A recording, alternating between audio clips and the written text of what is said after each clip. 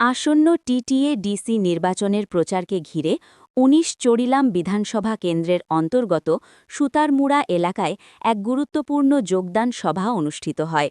উক্ত সভায় মুসলিম সম্প্রদায়ের প্রায় ২৫টি পরিবারের ১০০ জন ভোটার সিপিএম ও বিজেপি দল ত্যাগ করে তিপ্রামথা দলে যোগদান করেন।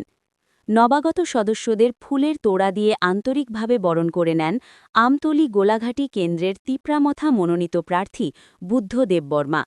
উপস্থিত ছিলেন ১৯ চরিলাম বিধানসভা কেন্দ্রের বিধায়ক সুবোধ দেববর্মা, সিপাহীজলা জেলার টিডব্লিউএফ সভাপতি Rupa Debbarma, Bishramganj sub zonal chairman Sanjit Debbarma সহ দলের অন্যান্য শীর্ষ নেতৃত্ববৃন্দ।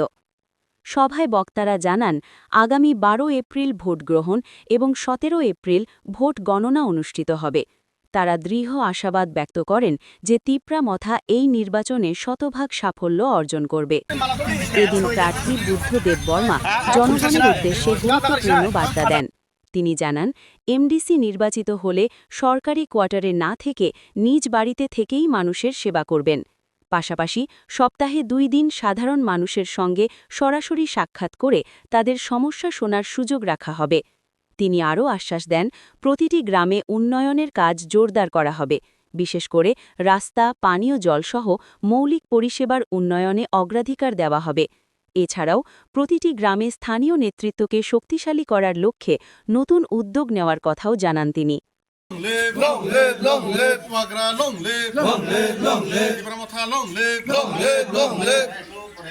গোলাঘাটি কনস্টিটুয়েন্সি সুতারমুড়া এডিসি ভিলেজের আমাদের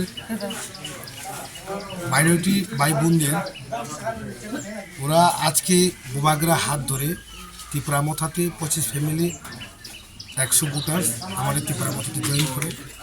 ওরাও সবাই বুঝে গেছেন পাহাড় এবং সমতল সব বুঝে গেছে, বোবাগরা ছাড়া কোনো উপায় নেই। আগামী দিনে প্রজন্মের ভবিষ্যৎ একমাত্র বোবাগরা হাত ধরে।